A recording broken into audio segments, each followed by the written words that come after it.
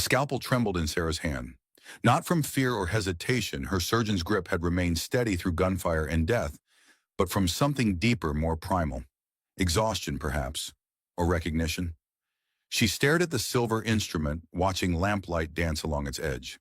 57 lives saved in these caves, 17 lost. Numbers that meant everything and nothing. Sarah placed the scalpel beside Hannah's diary, her fingers lingering on the worn leather cover. The untouched cup of water beside her had gathered dust. How long had she been sitting here? Time blurred differently underground. Outside her small chamber, the community continued its rhythms. Children's laughter. Maria's accented voice teaching English words. Thomas's boots on stone pausing briefly at her door before continuing onward. The desert above was merciless in its clarity. Down here, everything existed in shadow and nuance. Sarah closed her eyes, feeling the weight of all she carried, and all she had left behind. The desert consumed everything eventually. Sarah Blackwood knew this as she stared at the carcass of her horse collapsed beside the dry well. The animal's ribs protruded like wooden slats of a sunken ship, its once proud form now just another monument to the desert's patience. She adjusted her hat against the merciless sun, feeling sweat trace the curve of her spine beneath layers of dust-caked clothing. 3 days without water. The copper taste of blood lingered on her cracked lips where she'd bitten them in her sleep. Her medical bag, the last remnant of her former life, hung heavy at her side, a constant reminder of everything she'd lost. "Just a little further," she whispered, though no one remained to hear. Sarah staggered forward, her boots sinking into the red sand with each step. The horizon wavered, a mirage of hope and delusion dancing before her eyes. Her vision blurred at the edges, darkness creeping in like spilled ink. Boston seemed another lifetime ago. The cobblestone streets, the respect of colleagues, the comfort of belonging. All gone now. Before losing consciousness, she caught sight of something impossible in the distance, a silhouette against the burning sky. The memories came in fragments. William's hands steady as he sutured a soldier's wound during the war. Those same hands trembling as he reached for another dose of morphine years later. His eyes, once bright with purpose, growing distant and haunted. "You're killing him," Dr. Hargrove had told her after the funeral. A doctor's wife should have noticed the signs. What kind of medical professional misses her own husband's addiction? Sarah awoke with a start, her breath catching painfully in her parched throat. Cool darkness surrounded her, so different from the scalding heat of her last conscious moment. Her fingers clutched at unfamiliar fabric, a rough blanket covering her body. The distant sound of water dripping echoed somewhere nearby. "You're awake." The voice came from the shadows, deep measured, with an accent she couldn't place. Sarah tried to sit up, but her body protested with waves of dizziness. "Where am I?" A figure moved closer. In the dim light, she could make out the features of a Native American man, perhaps in his early 30s, with eyes that seemed to evaluate her with careful precision. "Safe for now," he answered, offering a clay cup of water. "Drink slowly." Sarah took the cup with shaking hands, forcing herself to sip rather than gulp. The water tasted of minerals and earth, sweeter than any wine she'd ever known. "You were following the Hartwell wagon train," he said. It wasn't a question. "They left me behind." Her voice sounded foreign to her own ears, brittle with dehydration and bitterness. "At Bitter Creek." "They feared you." A statement, not a judgment. Sarah's laugh was a dry, painful sound. "They said I brought death, that I was cursed." She took another careful sip. Maybe they were right. The man studied her for a long moment. "My name is Thomas Eagle Shadow. Sarah Blackwood. You were a doctor in the East." Her eyes narrowed with suspicion. "How could you know that?" Thomas gestured toward her medical bag, which sat on a nearby stone ledge. "Few women travel with surgical instruments. Fewer still know how to use them." Sarah relaxed slightly. "Yes, I was a doctor in Boston." She looked around, noticing for the first time the strange quality of the walls, not wood or plaster, but stone. "Is this a cave? Part of something larger?" Thomas stood his full height, impressive in the confined space. "Can you walk, Dr. Blackwood? There's something you should see." The network of caves stretched beneath the desert like the veins of a sleeping giant. Thomas led her through narrow passages that occasionally opened into larger chambers, some natural, others clearly shaped by human hands. Oil lamps cast dancing shadows against limestone walls, revealing glimpses of a hidden world. "We call it Phoenix," Thomas explained as they walked, "named for the bird reborn from ashes." Sarah heard voices ahead, a mixture of languages she recognized and others foreign to her ears. The tunnel widened suddenly into a vast underground cavern, and she stopped, breath caught in her throat. It was an entire community. Dwellings had been built against the cave walls, some constructed of salvaged wood, others of stone and clay. People moved through the space with purpose. Women hanging laundry on lines strung between the support beams, children carrying water from a central well, men repairing tools by lamplight. The air was cool and surprisingly fresh, circulating through hidden vents. "Who are all these people?" Sarah asked, unable to mask her astonishment. "Those the world above wished to forget," Thomas replied. "Native tribes driven from their lands. Chinese laborers abandoned after building the railroads. Mexicans whose territories were claimed in war. Former slaves seeking true freedom. Women accused of witchcraft or worse." He glanced at her. "Those like you who carried secrets that threatened the powerful?" Sarah felt dozens of eyes turned toward her, wary, curious, calculating. She straightened her spine, forcing down the instinct to shrink from their scrutiny. "And you? What brought you here?" A shadow crossed Thomas's face. "I fought when the army came for my people. They called it the Modoc War. I survived when many did not." Before Sarah could respond, a small commotion erupted from one of the dwellings. A young man burst through a door, shouting in Spanish. Thomas's expression hardened as he strode forward, motioning for Sarah to follow. Inside the small shelter, a woman lay on a pallet, her face contorted in pain. An elderly Mexican woman pressed a cloth to the younger woman's forehead, murmuring prayers. The smell hit Sarah immediately, infection advancing rapidly. "What happened?" she asked, already moving to the woman's side. "Mining accident," Thomas answered. "A tunnel collapsed 3 days ago. We pulled her out, but her leg—" Sarah pulled back the blanket covering the woman's lower body and had to steel herself against the site. The leg was crushed below the knee, the flesh mottled purple and black. The infection had progressed too far. "She needs amputation," Sarah said quietly. "Immediately." The elderly woman shook her head vigorously. "No doctors. Maria, no trust doctors." "Hannah was our healer," Thomas explained. "My sister. She died 6 months ago. Since then—" Sarah met his gaze. "Without intervention, this woman will die by morning." Thomas translated for the others in the room. Voices rose in argument, fear and desperation colliding in a storm of words Sarah couldn't understand. Finally, he turned back to her. "They ask if you will save her." Sarah glanced at her medical bag, mentally cataloging its contents. Not enough morphine, limited instruments, no proper antiseptic. She thought of Boston, of William's death, of the accusations. "I'll need help," she said finally. "And tell them. Tell them I will do my best, but I make no promises." As Thomas translated, Sarah rolled up her sleeves. "I need boiling water, clean cloth, strong alcohol if you have it, and I need the strongest men to hold her down." The next hours passed in a blur of concentration. Sarah worked methodically, her hands steady, despite her recent ordeal in the desert. She amputated below the knee, tying off blood vessels with practiced precision, her focus absolute. Throughout the procedure, she talked softly to the unconscious woman, words of encouragement that no one else could hear. When it was done, when the stump was bandaged and the patient still breathing, Sarah finally stepped outside. Her clothes were soaked with sweat and blood. The cool air of the cavern raised goosebumps on her skin. Thomas appeared beside her, offering a cup of what smelled like strong coffee. "You saved her life." Sarah accepted the drink with hands that now, after the crisis had passed, had begun to tremble. "Perhaps, if infection doesn't set in again, if her heart remains strong." She took a sip, grimacing at the bitterness. "I've bought her time, nothing more." "Time is no small gift, Dr. Blackwood." She looked up at him, suddenly weary beyond words. "Why did you bring me here? Why show me this place?" Thomas was silent for a long moment. "I watched you in the desert. Most would have given up. You kept walking even when there was nowhere to walk to." His dark eyes studied her face. "Phoenix needs someone like you." "I'm not what you think," Sarah said, her voice barely above a whisper. "The wagon train didn't abandon me without reason.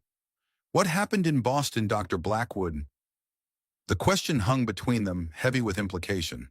Sarah stared into her coffee cup, seeing instead William's face the night he died. Pale eyes wide with shock as his heart gave out. Her hands trying desperately to save him, even as his colleagues accused her of administering the fatal dose. My husband died, she said finally. A doctor like me, he struggled after the war. The things he saw, the men he couldn't save. He turned to morphine. She swallowed hard. They said I killed him, that I gave him too much deliberately. A mercy killing, some called it. Did you? The directness of the question startled her. Sarah looked up, meeting Thomas's unwavering gaze. Some days I ask myself the same question, she admitted. His morphine was missing. I don't remember taking it, but I was exhausted, working double shifts at the hospital.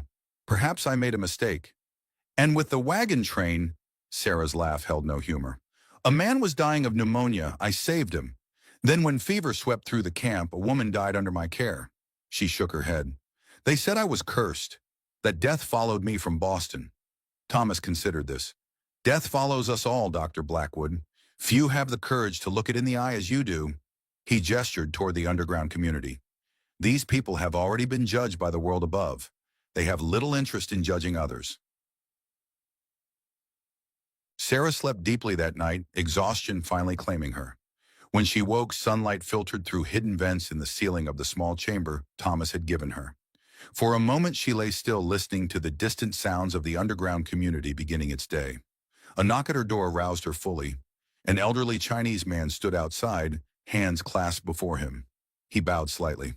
Doctor, come, he asked, his accent thick but words clear. Boy sick. Sarah grabbed her bag, following him through the network of tunnels to a different section of the cave system. Here the dwellings showed touches of Chinese architecture, paper lanterns hung from ceiling hooks. Characters painted on door frames for luck and protection. Inside a small home, a young boy of perhaps 7 lay on a sleeping mat, his breathing labored. A woman, presumably his mother, knelt beside him, fear evident in her eyes. Sarah's examination was thorough but gentle. How long has he been ill? She asked, placing a hand on the boy's forehead to gauge his fever. The elderly man translated her question. The mother's response came in a torrent of worried words. 3 days, the old man relayed. First cough, then fever. Now hard to breathe. Sarah recognized the symptoms immediately, the particular quality of the cough, the bluish tinge to the boy's lips. Diphtheria, she said, reaching for her stethoscope. I need to look at his throat. The examination confirmed her suspicions. The telltale grayish membrane partially blocked the child's airway, explaining his labored breathing. I need to create an opening, she explained, pantomiming a small incision at the base of the throat. So he can breathe. The mother's eyes widened in alarm. The old man spoke rapidly, attempting to explain the procedure. Sarah waited patiently, understanding their fear. Finally, the mother nodded, though tears streamed down her face. Tell her I'll be careful, Sarah said softly. Tell her I've done this before. As she prepared her instruments, boiling them in water, to which she'd added a few precious drops of carbolic acid from her medical bag, Sarah felt a presence behind her. Thomas stood in the doorway watching. Word travels quickly here, he said. They say you saved Maria Santos last night. Sarah continued her preparations. Her recovery is far from certain. Yet you try again today. There was something in his voice, not quite approval, not quite skepticism. Sarah met his gaze. What choice is there? The procedure was delicate but successful. Sarah created a small tracheotomy, inserting a modified hollow reed to maintain the airway. The boy's breathing eased almost immediately, color returning to his face. He'll need constant care, she told the mother through the translator. The reed must stay clean. I'll return tonight to check on him. Outside, Thomas walked beside her in silence for several minutes. Finally, he spoke. You've given these people something they've lacked for months? Hope. Sarah shook her head.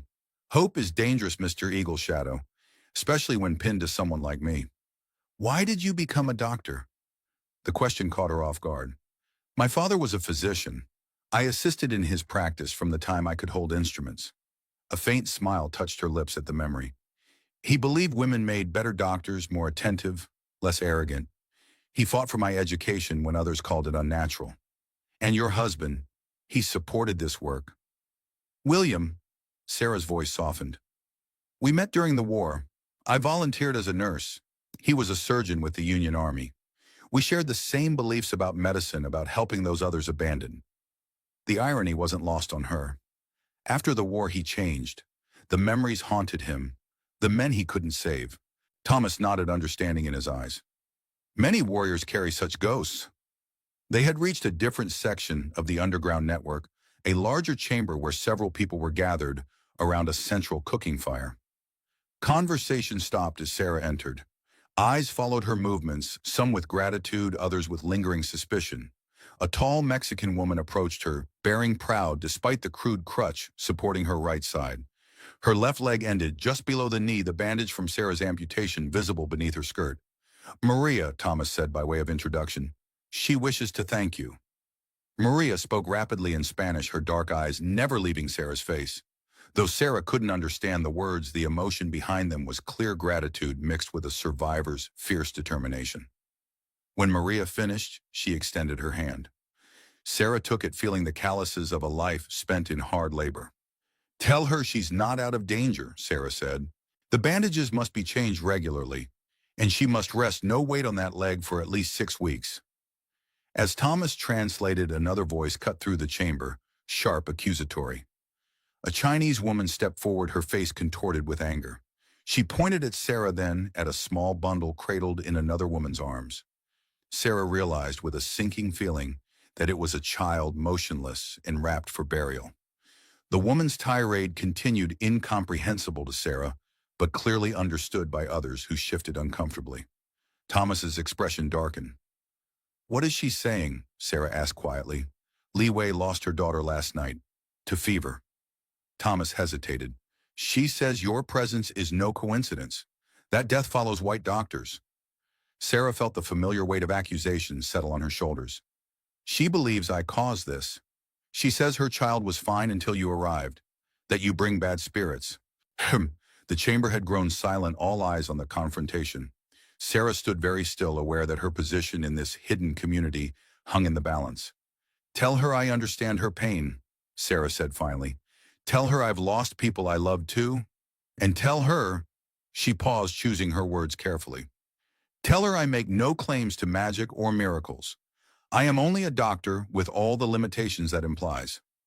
As Thomas translated, Sarah watched Li Wei's face, the grief and anger momentarily overshadowed by surprise at her response.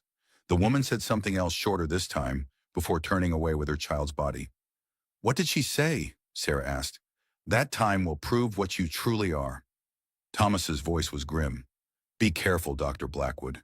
Grief seeks targets, and you are an outsider here. The days fell into a rhythm. Sarah established a small clinic in one of the cave chambers, using what supplies she had and improvising what she lacked. Patients came cautiously at first, minor injuries, common ailments. But as word spread of her skill, the numbers grew. She learned the complex social structure of Phoenix. Maria Santos led the Mexican contingent, mostly laborers, who had been driven from their land when borders shifted. Li Wei spoke for the Chinese workers, survivors of railroad construction and mining operations, who had faced violence and discrimination above ground.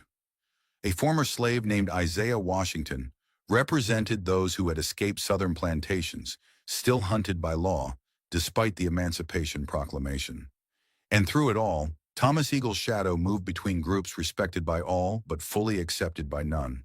Sarah often caught him watching her work, his expression unreadable. One evening, as she organized her dwindling medical supplies, he appeared at her clinic doorway. You count those bottles like a miser counts gold, he observed. Sarah carefully measured laudanum into a smaller vial. Each drop must be accounted for, especially the painkillers. Because of your husband, she stilled. Yes, and because these people need me clear-headed. Thomas entered, taking a seat on a wooden stool. You've been here 3 weeks, Dr. Blackwood. The boy with diphtheria is recovering. Maria walks with the crutch you made. Even Li Wei brought her son to you yesterday. Your point, Mr. Eagle Shadow. Perhaps it's time you heard the full story of this place. He leaned forward, elbows on his knees. My father was a Modoc chief. He signed peace treaties with the American government, believing in the possibility of coexistence.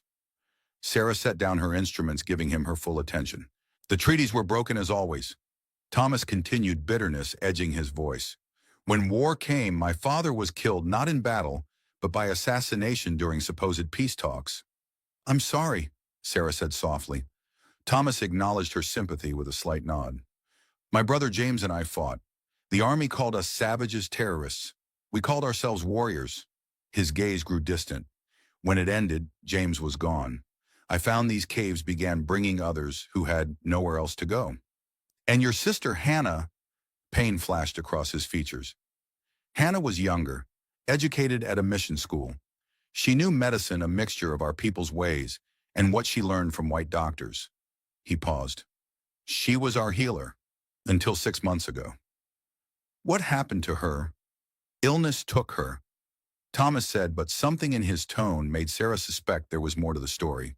Since then, Phoenix has managed as best it could. Until you found me in the desert. Until you refused to die in the desert, he corrected. There's a difference. Sarah studied him, seeing beyond the stoic exterior to the weight he carried. You blame yourself for Hannah's death. Thomas stood abruptly. Come, there's somewhere else you should see. He led her through unfamiliar tunnels deeper into the cave system. The air grew cooler, the sound of water more pronounced. They emerged into a chamber unlike any Sarah had yet seen. A natural spring bubbled up from the ground, forming a small pool, before disappearing again into the earth. The walls glittered with mineral deposits that caught the lamplight. But most striking were the markings covering the stone surfaces, handprints in red ochre paintings of animals and human figures, symbols whose meaning Sarah could only guess at. This place is ancient, Thomas said, his voice hushed with respect. My people were not the first to find sanctuary here. These caves have sheltered the hunted for centuries. Sarah moved closer to the pool, mesmerized by the unexpected beauty. It's remarkable. Hannah loved it here. Thomas knelt beside the water. She said it had healing properties. Perhaps it does. Sarah watched as he trailed his fingers through the clear water, his guard momentarily lowered. You miss her very much. She was the best of us. He looked up, and for the first time Sarah saw raw grief in his eyes. Kind even to those who deserved no kindness, skilled in ways I never understood. I would have liked to know her. She would have liked you, I think. Thomas stood. Despite everything. Despite my being white, you mean? Despite your doubts about yourself. He held her gaze. Hannah never questioned her purpose. You question yours with every breath. Sarah turned away, uncomfortable with his perception. With good reason. Perhaps. Thomas was silent for a moment. What would you do, Doctor? Blackwood, if you could return to Boston, if your name was cleared. The question struck her like a physical blow. Sarah had not allowed herself to consider such possibilities since the day she joined the wagon train, intent only on surviving each moment as it came. I don't know, she admitted finally. That life seems to belong to someone else now. And this life among the forgotten. Sarah looked around the chamber, thinking of the patients she'd treated, the gratitude in their eyes despite their initial suspicion.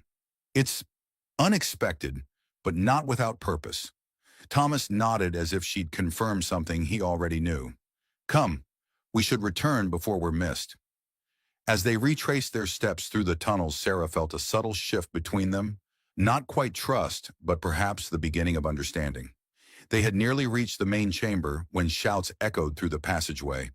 Thomas tensed, immediately alert. Something's wrong. Now they hurried forward, emerging into chaos. People ran in different directions, gathering children and possessions. Maria Santos spotted them and limped forward, her face tight with fear. Raiders, she said in broken English. Coming. Many men. Guns. Thomas cursed under his breath.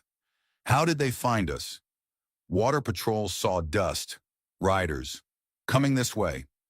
Maria glanced at Sarah. They looking for someone? Thomas turned to Sarah, his expression grave. The entrance we use for supply runs is exposed. If they've tracked us there...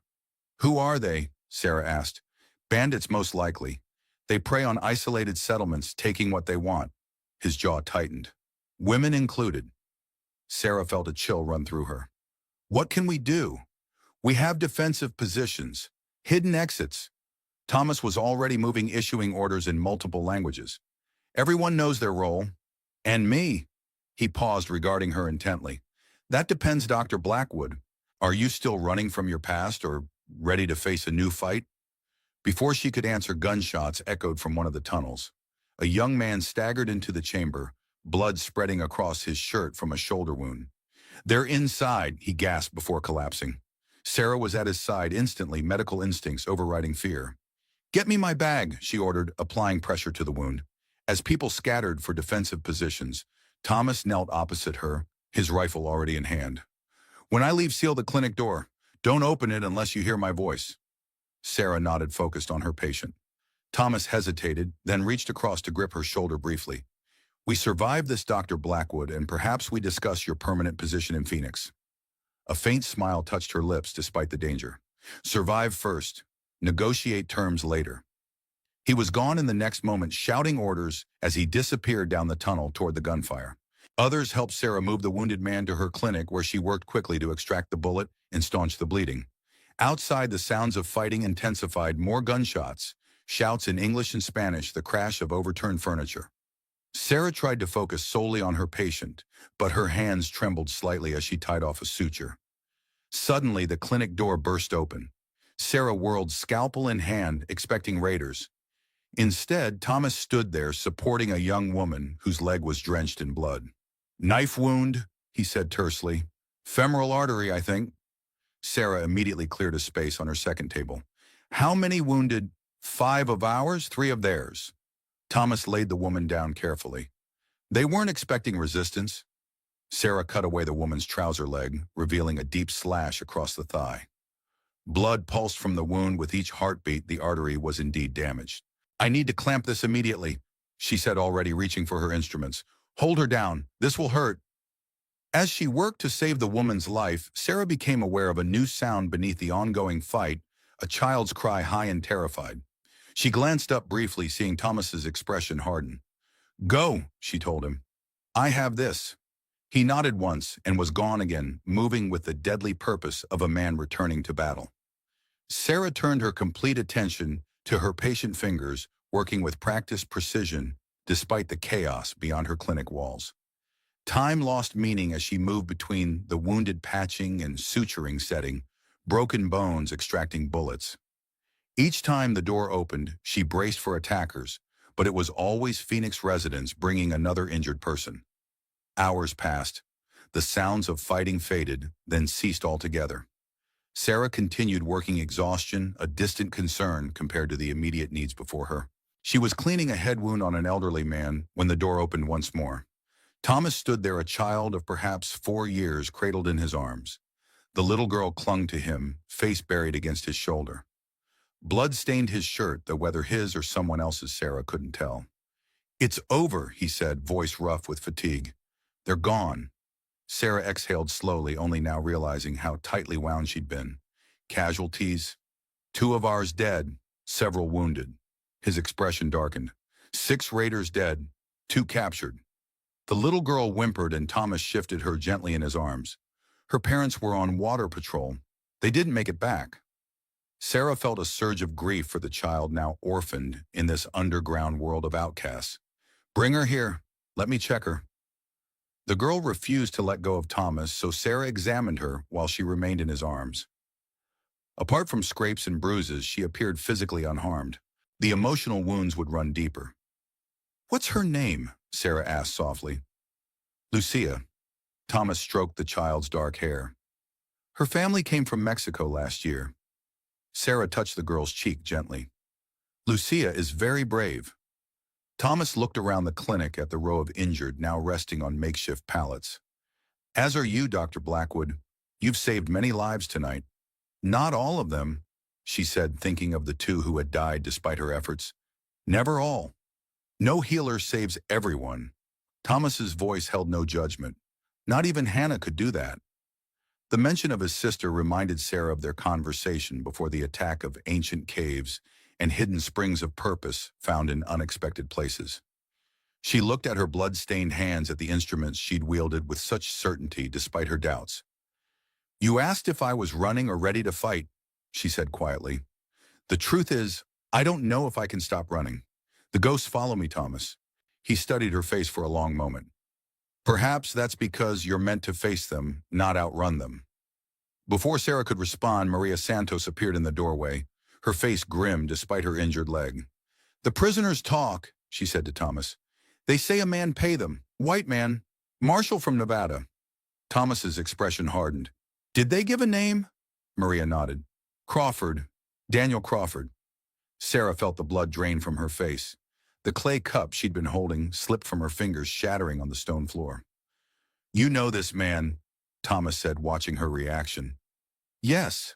Sarah's voice was barely audible. He was a military doctor during the war, with William. She looked up, meeting Thomas's gaze with eyes suddenly haunted by more than fatigue. He was the one who supplied my husband with morphine after his symptoms began. And now he hunts you. Sarah shook her head, confusion evident. But why after all this time? Men like Crawford don't forgive perceived slights, Thomas said, and men with secrets kill to keep them buried. Sarah thought of William's final moments, of the missing morphine, of the accusations that had driven her from Boston. A terrible suspicion began to form in her mind. I need to see his personal effects, she said suddenly. Whose? William's? My husband's. Sarah moved to her medical bag, untying the leather straps with trembling fingers.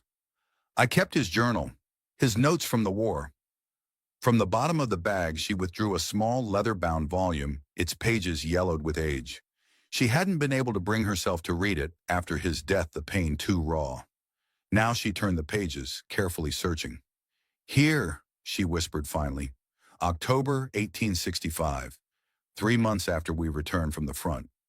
She read aloud, Crawford approached again about the discrepancies in the medical supplies. I told him I would not falsify records regardless of our history. Some lines cannot be crossed even for old friends. Sarah looked up, realization dawning. William knew something about Crawford's actions during the war. And Crawford silenced him, Thomas concluded, using you as the unwitting instrument. If that's true, Sarah's voice hardened, if he's the one who gave William that final dose, then he has reason to fear your discovery of the truth. Thomas shifted Lucia to his other arm, the child now sleeping against his shoulder. And reason to ensure you never return to Boston with such accusations. Sarah closed the journal, her mind racing. The raiders tonight, they weren't just random bandits. No, Thomas agreed. They were looking for someone specific. For me. Sarah's hand went instinctively to her throat, feeling suddenly exposed, despite the layers of earth above them. I've brought this danger to your people. Phoenix has faced dangers before, Thomas said calmly. We will face this one together. Sarah wasn't comforted. Crawford won't stop. If he's tracked me this far, then perhaps it's time to stop running, Dr. Blackwood. Thomas's dark eyes held hers. And start fighting back. In the dim light of the clinic, surrounded by the wounded and with the threat of discovery hanging over them, Sarah felt something shift within her, fear, giving way to a quiet, burning anger. For years she had carried the weight of William's death, the stain of accusations, the burden of doubt. If Crawford had orchestrated it all? Yes, she said, finally, her voice steady for the first time in months. It's time to stop running. Outside the clinic, deeper in the cave system, a shadow moved, a figure listening from just beyond the doorway. Jack Freeman, Thomas's trusted lieutenant, slipped away silently, his expression troubled. He moved through the tunnels with practiced ease, avoiding the main chambers, until he reached a small private alcove far from curious eyes. There he withdrew a folded paper from his boot, official government stationery marked with a federal seal. His fingers traced the words written there, orders given months ago when he first infiltrated Phoenix. Find Sarah Blackwood. Determine what she knows. Jack refolded the paper, concealing it once more. In the flickering lamplight, his face betrayed nothing of the conflict within, the loyalty he'd developed to Thomas and the community warring with duties to masters far away. He stared into the darkness of the tunnel, knowing that events had been set in motion that none of them could stop. Dawn broke unseen in the underground world of Phoenix. Sarah Blackwood awoke to the same darkness that had surrounded her when she'd finally collapsed onto her cot hours earlier. Her body ached from the night's exertions, treating the wounded, extracting bullets, closing gashes. The raid had left its mark on the community and on her. For a moment she lay still, listening to the distant sounds of life continuing, despite the violence. Children's voices echoed through the stone passages, the clang of cooking pots, someone singing softly in Spanish. Beneath it all, the eternal dripping of water. She sat up, wincing, as stiff muscles protested. On a small table beside her cot lay William's journal, the weathered leather cover a portal to a past she'd been running from. Sarah traced her fingers over her husband's name, embossed in fading gold leaf. If Crawford had been responsible for William's death. A knock interrupted her thoughts. Thomas stood in the doorway, his tall frame silhouetted against the lamplight from the passage beyond. "The patients are asking for you," he said. "Maria has a fever." Sarah was on her feet, immediately, medical instincts overriding fatigue. "Infection in the amputation site." "Perhaps. She's in pain." Sarah gathered her medical bag, mentally cataloging its dwindling contents. "I'll need to conserve the morphine. There's barely enough for another week." Thomas watched her preparations with that steady gaze that seemed to see more than she wished to reveal. "Phoenix has supply runners, people who can go above ground without drawing attention." "It's too dangerous now," Sarah replied, tying back her hair. "Crawford's men will be watching for any unusual activity. We've survived in secret for years, Dr. Blackwood. We know how to move undetected." Sarah paused, meeting his eyes. "You'd risk your people for medical supplies. For survival," Thomas corrected. "Yours and ours have become intertwined." The simple statement hung between them, weighted with implications neither was ready to address. Sarah nodded once, accepting the truth of it, then moved past him toward the main cavern. Phoenix was a hive of activity despite the previous night's attack. Repairs were underway where bullets had damaged structures. Children were being taught in a corner, an elderly Chinese man using a stick to draw characters in a patch of sand. Near the central cooking fire, wounded from the raid rested on pallets while family members tended to them. Maria Santos lay on a raised platform, her dark hair plastered to her forehead with sweat. When she saw Sarah approach, she attempted a smile that turned into a grimace of pain. "Our doctor comes," she said in her accented English. "The angel from the desert." Sarah set down her bag. "No angel would let you suffer this long. Let me see the leg." As she unwrapped the bandages, the smell confirmed her fears infection had set in around the amputation site. The flesh was hot and swollen, angry red streaks extending upward toward the thigh. "I need to reopen part of the wound," Sarah explained, preparing a solution of carbolic acid. "To drain the infection and clean the tissue." Maria's eyes showed fear, but she nodded. "Do what you must, doctor." Sarah worked methodically, her hands steady, despite her exhaustion. As she cleaned the infected tissue, she spoke softly to Maria about inconsequential things, the weather she'd observed before coming underground, a particularly beautiful bird she'd once seen in Boston Common, the taste of fresh-baked bread on Sunday mornings. "You speak to distract from pain," Maria observed, her voice tight but controlled. "Does it help?" "A little." A weak smile. "Tell me of your husband. Was he kind?" Sarah's hand stilled momentarily. "Yes, before the war changed him." She resumed, her work voice softer now. "He had a gift for making patients laugh even when they were afraid. Children loved him." "And you loved him also." "Very much."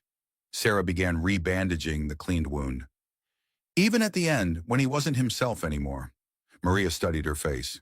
"Yet they say you killed him." Sarah met her gaze steadily. "What do you believe?"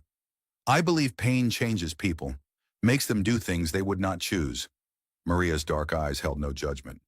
"And I believe you have healer's hands. Such hands do not kill without great cause." Sarah finished securing the bandage, unexpectedly moved by the simple faith from a woman who had every reason to distrust outsiders. "The fever should break by tomorrow if the infection retreats. I'll check on you again this evening." As she packed her instruments, Thomas appeared beside her, accompanied by a man Sarah had seen often in the community, but had not formally met, Jack Freeman, who served as Thomas's right hand in many matters. "Jack will lead the supply run," Thomas explained. "He can pass for white in the nearby settlement." Jack nodded to Sarah, his expression carefully neutral. "What do you need most urgently, doctor?" Sarah listed the essentials: morphine, carbolic acid, clean bandages, catgut for sutures. "And quinine, if you can find it." We may face malaria when the rains come. I'll do my best, Jack promised, though some items may be harder to acquire than others. Anything you can obtain will help. Sarah gathered her bag. When do you leave? Tonight. Less chance of being spotted in the dark. Thomas touched Jack's shoulder briefly, a gesture of trust between men who had faced danger together.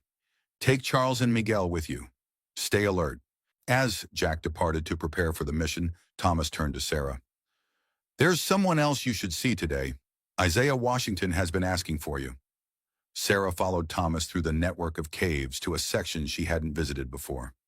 Here the dwelling showed touches of the American South handmade quilts, hung as space dividers, cooking pots that spoke of different culinary traditions. Isaiah Washington sat outside his dwelling, carving a piece of wood with practiced hands. Despite his advanced years, his fingers moved with precision, revealing the form of a bird emerging from the grain. He looked up as they approached, setting aside his work. Dr. Blackwood, he greeted her, his deep voice carrying the cadences of Georgia. I was beginning to think Thomas was keeping you all to himself. Thomas's expression remained impassive, but Sarah noticed a slight tension in his posture. Isaiah was asking about medical training, he explained.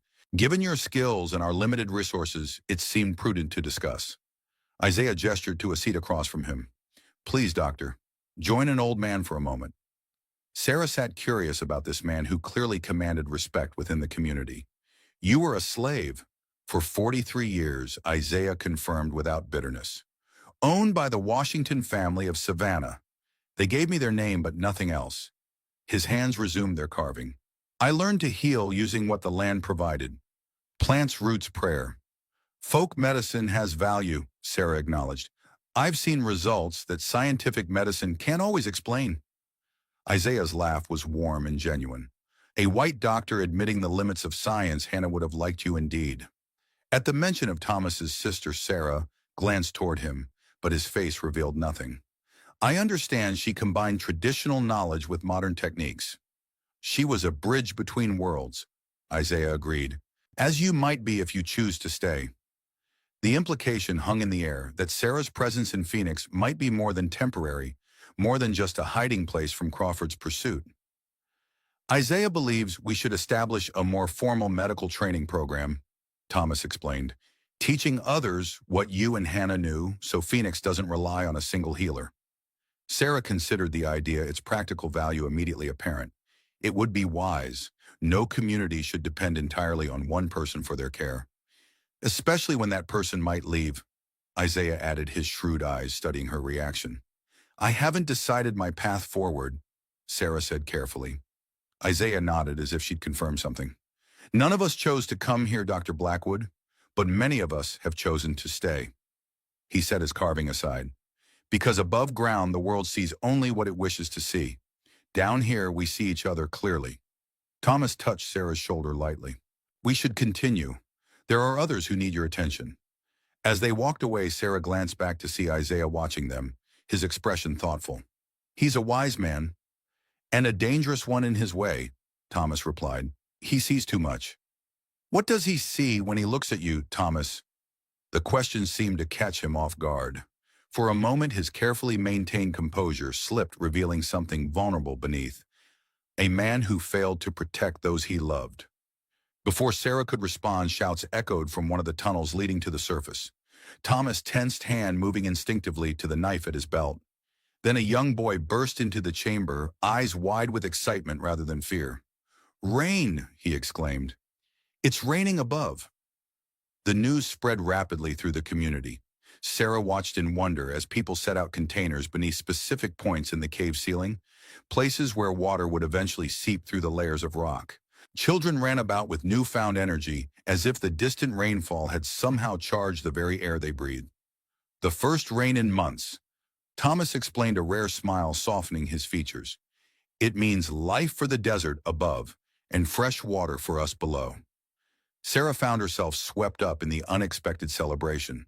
The community gathered in the main chamber, sharing food and stories as they listened to the faint drumming of raindrops, filtering through hundreds of feet of earth. Someone produced a guitar and music filled the cave, haunting melodies that blended Mexican folk songs with native harmonies. In this moment of joy, the boundaries between the different groups seemed to fade. Sarah sat beside Maria, who had insisted on being carried to the gathering despite her condition. They watched as children from all backgrounds played together, inventing games in a pidgin language of their own creation. "This is what makes Phoenix special," Maria said softly. "Above ground, my son would never play with Li Wei's boy. Here they are brothers." Sarah's gaze found Thomas across the fire. He stood apart as always, watching over the community with that mixture of responsibility and isolation that seemed to define him. As if feeling her eyes on him, he looked up, meeting her gaze across the distance. Something passed between them, an acknowledgement of shared purpose perhaps, or simply recognition of two souls who understood what it meant to stand apart. The celebration continued into the evening. As the music grew more lively, Sarah found herself approached by Li Wei, whose hostility had gradually softened in recent days. "You saved my son yesterday," the Chinese woman said, her English halting but determined. "His arm healed good," Sarah nodded, accepting the tentative olive branch. "I'm glad he's feeling better." Li Wei hesitated, then asked, "You teach me some medicine?" The request surprised Sarah, especially coming from a woman who had once accused her of bringing death to the community. "You want to learn healing, or for my people, when you go." The assumption that Sarah would eventually leave Phoenix caused a strange tightness in her chest. "I would be honored to teach you what I know, Li Wei." The woman nodded once, then disappeared back into the crowd, the brief connection established, but fragile still. Later, as the celebration began to wind down, Sarah found herself walking through the quieter tunnels, needing a moment of solitude to process the day's events. She came upon the chamber with the natural spring that Thomas had shown her, the ancient place with its wall paintings and sense of timelessness. The water reflected the light of a single lamp she'd brought, creating dancing patterns on the stone ceiling. Sarah sat beside the pool, trailing her fingers through the cool water. For the first time since arriving at Phoenix, she felt a sense of peace, tenuous perhaps, but real nonetheless. "I thought I might find you here." Sarah turned to see Thomas in the entrance to the chamber. The celebration was wonderful, but a bit overwhelming. "Too many people, too much joy perhaps," she smiled ruefully. "I've grown unaccustomed to it." Thomas moved to sit beside her, his presence somehow both imposing and comforting. "Hannah used to say that joy is the most radical act of defiance. Against what? A world that expects the broken to remain broken." He gazed at the ancient paintings. "Our ancestors created these images in times of hardship, not despite their suffering, but because of it." Sarah considered this. A reminder that beauty persists, that we persist. Thomas looked at her directly.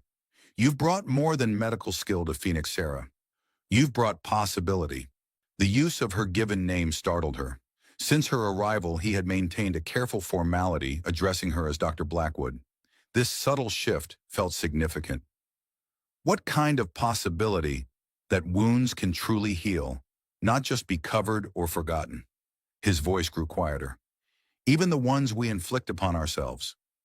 Sarah felt the conversation moving into dangerous territory toward personal truths neither had fully acknowledged. "You never speak of your brother, James." The change of subject was abrupt, but Thomas accepted it. "There is little to say. He died in the fighting."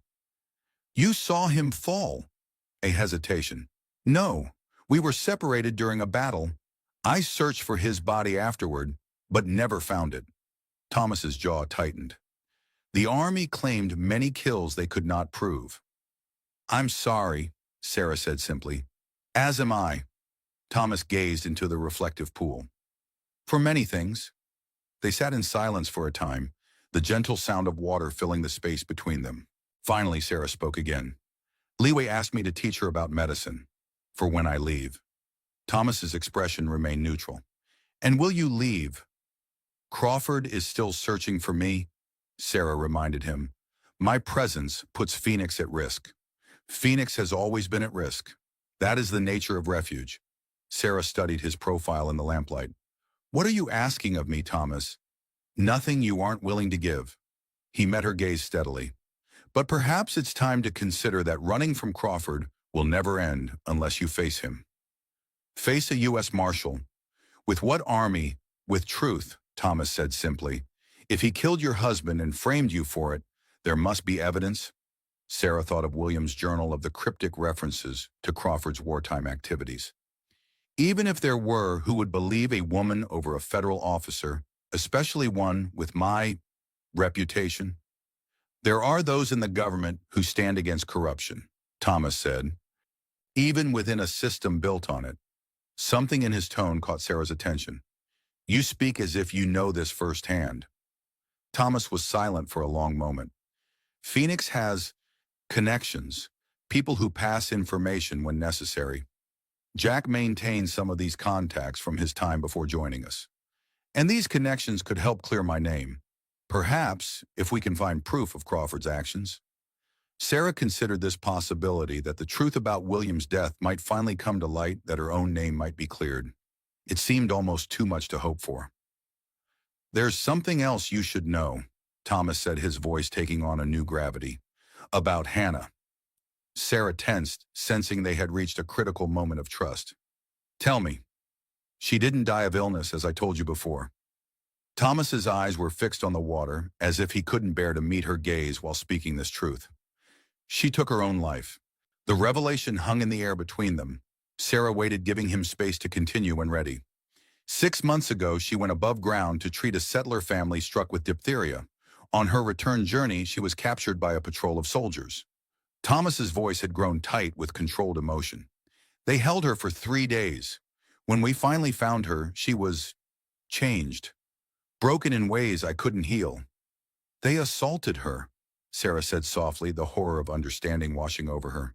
Thomas nodded once, a sharp movement filled with pain. She never spoke of what happened, withdrew into herself. I thought with time. He closed his eyes briefly. I found her here in this chamber. She had taken all of her remaining laudanum. Sarah reached out instinctively, her hand covering his. Thomas, I'm so sorry. I wasn't there when she needed me most. The admission seemed torn from him. My own sister and I failed to protect her. You can't blame yourself for the cruelty of others. Can't I? His eyes, when they met hers, contained a storm of grief and rage, barely controlled. I was hunting when she was taken, chose to track a deer rather than accompany her above ground. That doesn't make her death your fault. She left a note, Thomas continued, as if needing to complete the confession now that he had begun. Said she couldn't live between worlds anymore. That neither world had a place for someone like her. Sarah felt tears threatening, understanding too well the despair that could drive someone to such an act. She was wrong, Thomas. The fault lies with those who harmed her, not with her, and certainly not with you. Is that what you tell yourself about William? The question held no malice, only a genuine search for understanding. That his death wasn't your responsibility. Sarah withdrew her hand, the comparison striking too close to her own unresolved guilt. William made his choices, as did Hannah. She paused, trying to find words that wouldn't sound hollow. But that doesn't mean we don't carry them with us. Thomas nodded, accepting this partial truth. Since her death, I've led Phoenix as best I could. But I'm a warrior, not a healer. He looked at her directly. The community needs what you bring, Sarah. A skilled physician, yes, but also someone who understands loss and still chooses to heal others. I don't know if I can be what they need, Sarah admitted. What you need? You already are. Thomas stood, extending his hand to help her up. You just haven't accepted it yet. The gesture was simple, but weighted with meaning. Sarah hesitated only briefly before placing her hand in his, allowing him to pull her to her feet. They stood close, the lamplight casting long shadows against the ancient walls. We should return, Thomas said finally, though he made no move to step away. Jack and the others will be leaving soon for the supply run. Sarah nodded, suddenly aware of the intimacy of the moment of shared confessions and tentative trust growing between them. Yes, of course. They walked back through the tunnels in companionable silence, each processing the truths that had been spoken. As they neared the main chamber, sounds of commotion reached them. Raised voices, hurried footsteps. Thomas quickened his pace, Sarah following close behind. They emerged to find Jack Freeman standing near the central fire, his expression grim. Blood stained his shirt sleeve from a graze wound. What happened? Thomas demanded. Soldiers, Jack replied tersely. A full patrol searching the area systematically. They've established a camp 3 miles east of here. How many? 20 at least, led by a marshal. Jack's eyes flicked briefly to Sarah. Crawford himself is with them. Sarah felt a chill run through her. He's found me. Not yet, Thomas said firmly. But we must assume the caves are no longer secure. Jack, gather the council. We need to discuss evacuation plans. As Jack moved to summon the community leaders, Thomas turned to Sarah. This changes our timeline. If Crawford is searching the area himself, he must be desperate. Or determined, Sarah countered. Either way, I can't stay here. I'm putting everyone at risk. Leaving alone would be suicide, Thomas argued. Crawford's men control all routes out of the territory. Then what do you suggest, that the entire community abandons their home because of me? Phoenix has always been prepared for this day, Thomas said, his voice calm despite the urgency of the situation. We have contingency plans, secondary locations. Before Sarah could respond, Maria limped toward them, her face tight with concern. The children are frightened.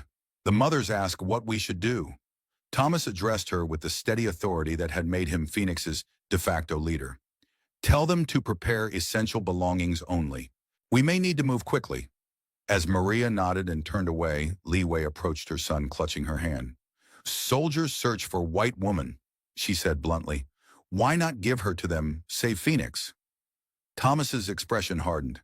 That is not our way, Li Wei. We protect our own.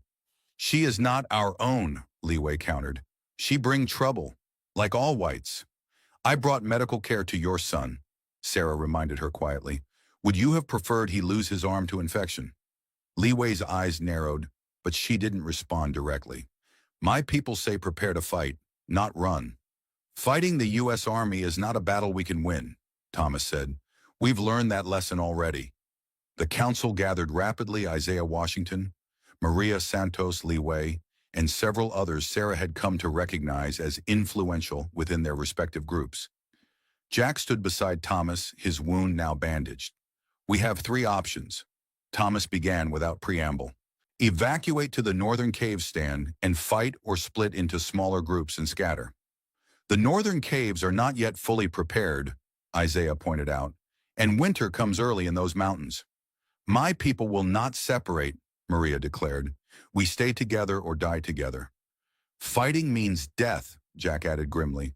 Crawford has enough men to seal every exit. As the debate continued, Sarah found herself watching Jack more closely. Something about his manner seemed off, a tension beyond what the situation warranted perhaps, or the way his eyes occasionally darted to the tunnel entrances as if expecting someone. She drifted away from the council circle, moving toward her clinic, where she began methodically packing essential supplies. If they had to evacuate, medical provisions would be among the most crucial items to salvage. Sarah was wrapping instruments in clean cloth when she noticed a small notebook tucked behind a stack of bandages, one she didn't recognize. Curious, she picked it up, opening to the first page. The handwriting was unfamiliar, neat, precise script filling the pages with observations and notes. With a start, Sarah realized she was holding Hannah's medical journal. Thomas must have placed it there, though he'd never mentioned doing so.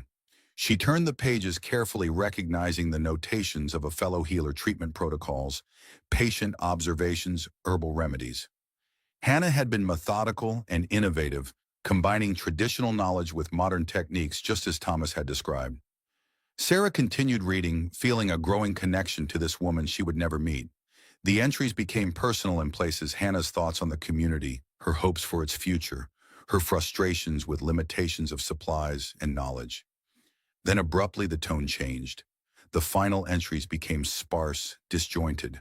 The handwriting itself grew uneven, the words sometimes trailing off mid-sentence. Sarah felt a growing unease as she recognized the signs of someone in deep distress. The final entry was dated 6 months earlier. They've taken something I cannot get back. My body will heal, but my spirit remains in that tent with them. Thomas tries to understand, but how can he? No one here can. I'm trapped between worlds, too Indian for whites, too white for my own people, and now too broken for either. The water calls me home. The ancestors wait. Perhaps they will understand what I have become. Forgive me, brother. Some wounds even you cannot heal. Sarah closed the journal, her throat tight with emotion. The raw pain in Hannah's final words resonated deeply, speaking to the isolation that came with being caught between worlds, something Sarah herself had experienced as a female physician in a male-dominated field. But there was something else troubling about the entry. Hannah had written that Thomas couldn't understand her experience, yet Thomas had told Sarah he found a suicide note. Had there been a separate note? Or was Thomas's knowledge of Hannah's assault more complete than he had admitted? Sarah was still pondering this discrepancy when a shadow fell across the clinic entrance. Jack Freeman stood there, his expression unreadable. "The council has decided," he said. "We begin evacuation at dawn. Small groups leaving by different routes." Sarah nodded, slipping Hannah's journal into her medical bag. "I'll be ready." Jack didn't leave immediately. He seemed to be weighing something in his mind. "Dr. Blackwood, may I speak with you privately?" Curious, Sarah gestured for him to enter. "Of course." Jack stepped inside, closing the door behind him, an unusual precaution that immediately put Sarah on alert. "There's something you should know," he said, his voice lowered. "About Thomas." "What about him?" Jack glanced toward the door as if ensuring they wouldn't be overheard. "He hasn't told you everything about Hannah, or about himself." Sarah's suspicion deepened. "He told me Hannah took her own life after being assaulted by soldiers." "That's true," Jack acknowledged, "but there's more to the story." He hesitated, then continued. "Hannah wasn't just any healer. She was informing on Phoenix to the federal government." The accusation was so unexpected that Sarah could only stare. "That's impossible. She was Thomas's sister." "And she believed cooperation was the only way to ensure Phoenix's survival," Jack countered.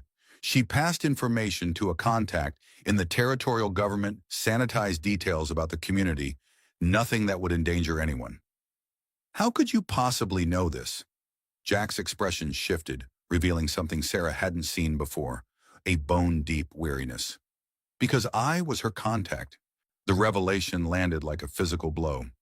"You're a government agent." "Not exactly." Jack ran a hand through his hair, a gesture of frustration. "I work for a reformist faction within the Bureau of Indian Affairs, people trying to change the system from within." Sarah stepped back, her mind racing. "Does Thomas know?" "Not everything," Jack admitted. "He knows I have government connections, believes I use them solely to benefit Phoenix." He met her gaze directly. Hannah knew the full truth. "And the soldiers who attacked her?" "Not connected to our work," Jack said firmly. "A terrible coincidence. When she died," his voice faltered briefly, "I lost more than an informant. I lost a friend who shared my vision for a better way forward." Sarah struggled to process these revelations.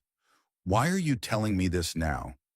"Because Crawford isn't just hunting you for what you might know about your husband's death," Jack explained. "He's hunting Phoenix itself. Has been for years." "Why would a U.S. Marshal care about a hidden community of outcasts?" "Because Phoenix represents everything men like Crawford fear: different races living together, defying the segregation they fight to maintain." Jack lowered his voice further. "And because Thomas Eagle's shadow is not who you think he is."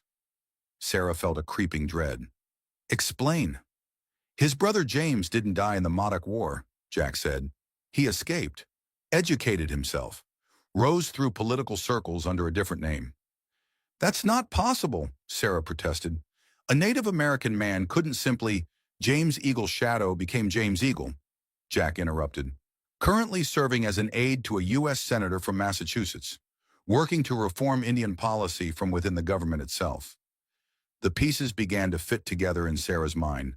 Thomas's connections, his knowledge of government workings, his cryptic comments about fighting the system in new ways. "Crawford suspects this connection," Jack continued. "If he can find Phoenix, he can expose James, destroy years of careful work. And me, how do I fit into this?" "Your husband's death was no accident." Jack confirmed what Sarah had begun to suspect. William Blackwood discovered Crawford's war crimes, the deliberate withholding of medical supplies from Confederate prisoners, resulting in hundreds of deaths. Crawford silenced him using morphine from your own supply. Sarah closed her eyes briefly, the confirmation both vindicating and devastating. "All this time—" "There's more," Jack said.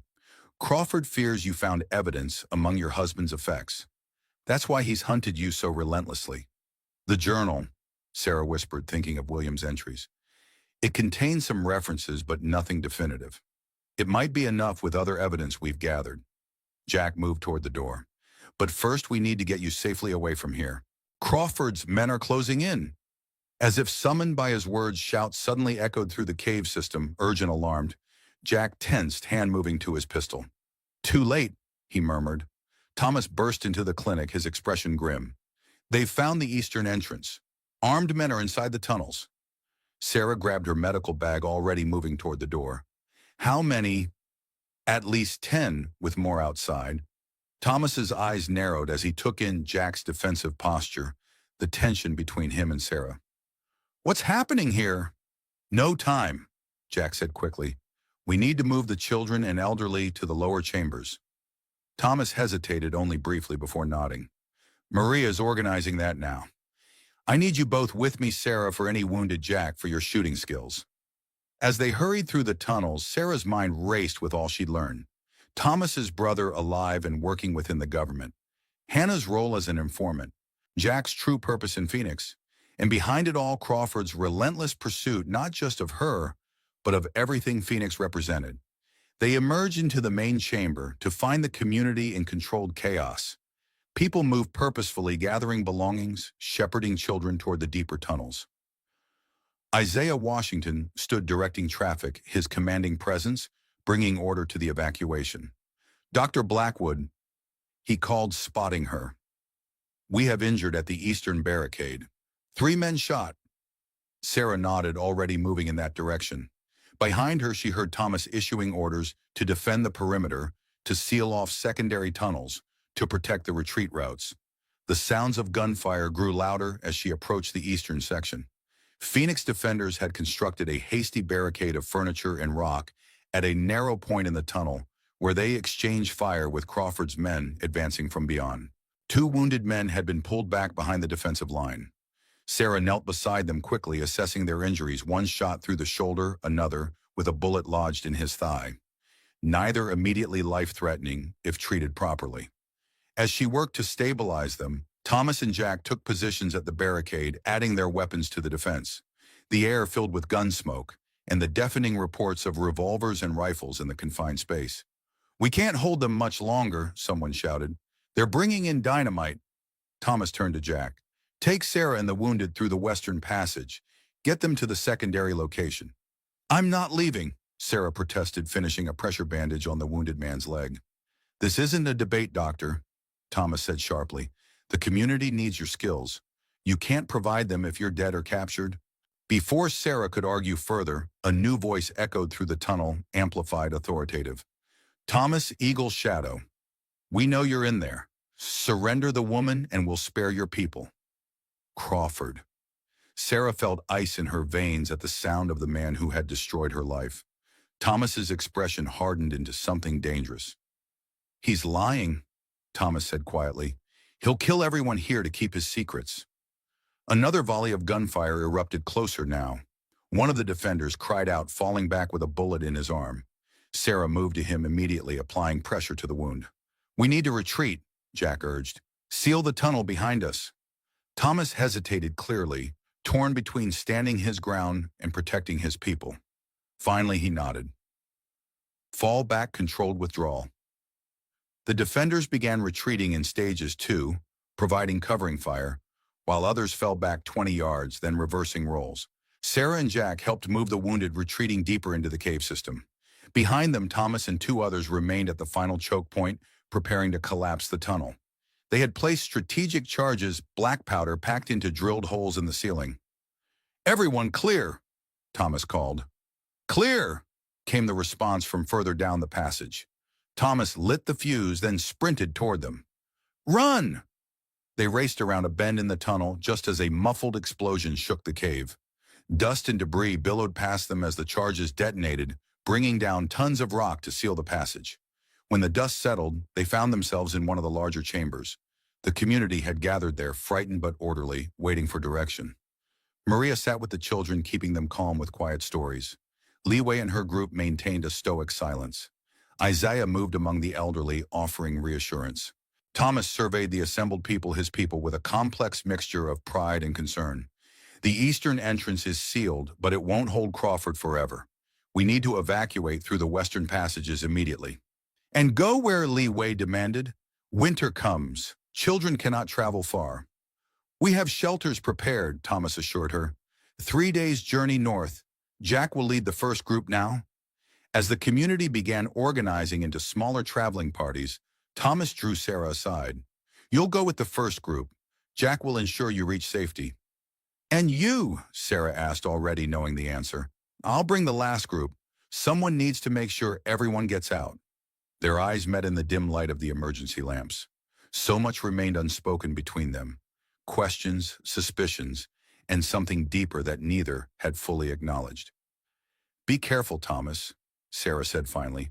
Crawford wants me, but I think he wants you more. A shadow crossed his face. What do you mean? Sarah hesitated, uncertain how much Jack had revealed and how much remained hidden. I know about James, she said quietly, that he's alive, working in government. Thomas went very still. Jack told you? Yes. Then you understand what's at stake. Thomas's voice was tight with controlled emotion. It's not just about you or me anymore. It's about everything Phoenix represents and everything James is trying to build. Sarah nodded, the full weight of the situation settling on her shoulders. I understand. Dr. Blackwood, Jack called from across the chamber. We're ready to move out. Thomas reached out suddenly, his hand gripping hers. Sarah, there's something else you should know. About Hannah. A commotion at one of the tunnel entrances cut him off. A scout burst into the chamber, breathing hard. They've found the western passage. Crawford's men are coming. Thomas cursed, releasing Sarah's hand. How that entrance was hidden. Someone must have told them, the scout gasped. They're coming straight for it. A chill settled over the chamber as the implications became clear. Someone had betrayed them, revealed the secret entrance that should have been their escape route. Thomas's expression hardened as he scanned the faces around him. Seal all passages. We make our stand here. As the community mobilized for a final defense, Sarah found herself looking at each person, wondering who might have revealed their location to Crawford. Her eyes met Jack's across the chamber, and something in his expression made her blood run cold. Not guilt, but grim resignation, as if events were unfolding exactly as he had feared they would. Gunfire erupted in the western tunnel, the sound reverberating through the cave system like thunder. Phoenix defenders crouched behind hastily assembled barricades, their faces illuminated by muzzle flashes in the darkness. Sarah worked swiftly in a makeshift field hospital at the rear of the chamber, treating the wounded as they were brought to her. Blood stained her sleeves to the elbow, her hair falling loose from its pins as she moved between patients. Pressure here, she instructed a young Mexican woman who had volunteered to assist. Don't let go no matter what he says. The woman nodded, pressing down on a bandage covering a chest wound. The injured man, one of Thomas's scouts, groaned, but remained conscious, his eyes following Sarah as she moved to the next patient. How many more can we handle? Maria Santos asked, limping between pallets despite her own injury. Sarah wiped sweat from her forehead with the back of her wrist. 3, maybe 4. After that, we'll need more space, more supplies. She glanced toward the tunnel where the fighting continued. And more time. Maria's expression was grim. Time is what we don't have, Doctor. The truth of this hung between them. Crawford's men had found not only the eastern entrance, but the hidden western passage as well, the community's primary escape route. The attack had come with precision that suggested intimate knowledge of Phoenix's layout, a betrayal from within. Thomas appeared suddenly beside them, his face streaked with gunpowder residue, a fresh cut bleeding above his right eye. We've sealed the western tunnel with the last of our explosives. He reported, his voice steady despite the desperate situation. But they're still coming through the south passage. Slower, but coming. How many? Sarah asked, already reaching to clean the wound on his forehead. At least 15. Well armed. Thomas remained still as she worked, his eyes taking in the wounded. Crawford is with them. I heard his voice. Sarah's hands faltered momentarily. What are our options? Limited. Thomas met her gaze directly. The north tunnel remains clear, but it leads to a steep climb. The elderly and badly wounded couldn't make it. We can't split up, Maria protested. The strong must protect the weak. If we all stay, we all die. Thomas countered, though his tone suggested he took no pleasure in this cold logic. Crawford wants Sarah and me. Perhaps if we lead a diversion. No. Sarah's refusal was immediate and firm. I won't let you sacrifice yourself or anyone else because of me. This isn't just about you anymore, Doctor. Isaiah Washington approached his elderly frame, somehow still commanding. This is about Phoenix itself, what it represents. Jack Freeman stood nearby, checking the ammunition in his revolver. Isaiah's right. Crawford means to wipe us out regardless of whether he captures you or Thomas. We're an affront to everything he believes. Sarah looked between these people who had become against all odds, something like family. Their faces reflected the same determination she felt growing within herself, a refusal to surrender, even in the face of overwhelming odds.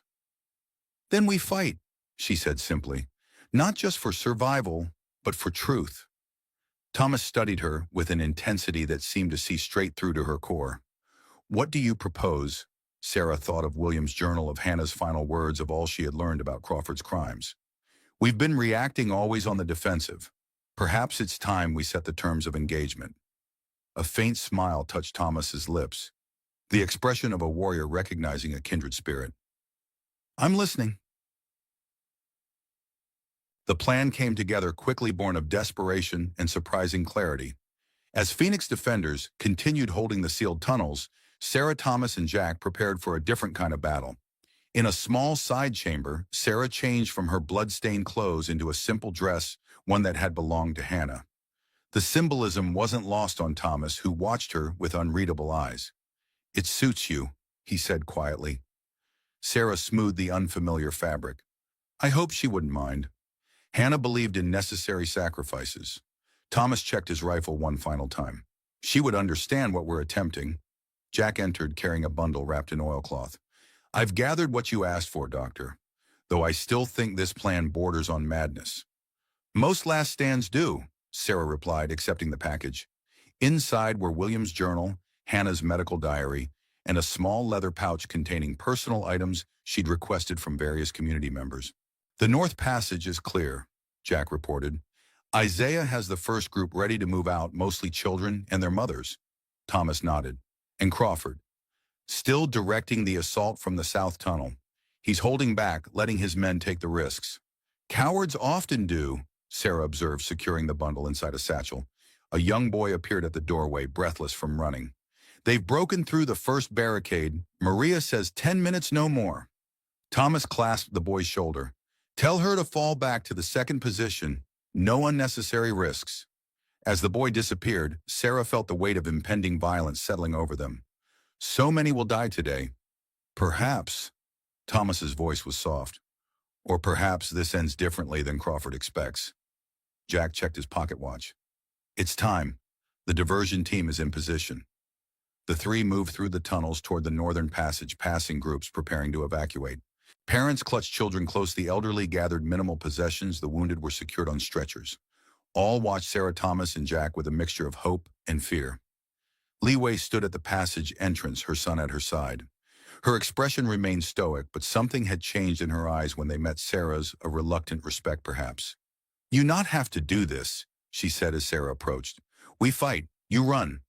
Sarah shook her head. Running ends today. Leeway studied her for a moment, then reached into her pocket, withdrawing a small jade figurine, a phoenix rising from flames. She pressed it into Sarah's palm. For luck. Come back, White Doctor. My people still need teaching. The unexpected gesture left Sarah momentarily speechless. She closed her fingers around the cool stone, nodding her thanks. Isaiah Washington approached next, his deep voice pitched low. The first group leaves in 5 minutes. We'll create a new Phoenix if necessary. It won't be necessary, Thomas said with quiet confidence. This place has sheltered the forgotten for centuries. It won't fall today. The old man smiled. I hope you're right, son. He turned to Sarah.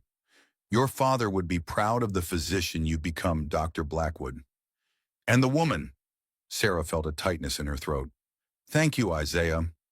We need to move, Jack urged, glancing back toward the sounds of fighting now growing closer. Thomas took a final look at the assembled community, his people, those he had protected for years. If we're not back by nightfall, we know what to do, Isaiah assured him. Go. End this. Thomas nodded, once then led Sarah and Jack into a narrow side tunnel, one unused by the general population, its entrance concealed behind a hanging blanket. The passage was barely wide enough for single-file travel, its ceiling so low they had to duck in places. Where does this lead? Sarah asked, her voice hushed in the confined space. Eventually to the surface, Thomas explained. But first to Hannah's chamber. Sarah remembered the sacred spring, the ancient paintings. Why there? Because it's the last place Crawford would expect us to go, Jack replied from behind her. And because it has a feature Thomas hasn't shown you yet. The tunnel gradually widened, the air growing cooler as they descended deeper into the earth. When they finally emerged into Hannah's chamber, Sarah gasped softly. The pool reflected light that shouldn't have existed, daylight, filtering down through a narrow shaft in the cave ceiling, hundreds of feet above. The beam illuminated the water like a spotlight from heaven dust motes dancing in its path. A natural chimney, Thomas explained, following her gaze upward. Too narrow for a person, but wide enough for sound to travel. Sarah understood immediately. They'll hear us from above. If they're in position, yes. Thomas moved to a flat stone beside the pool, setting down his rifle. Jack's contacts should be waiting at the surface coordinates.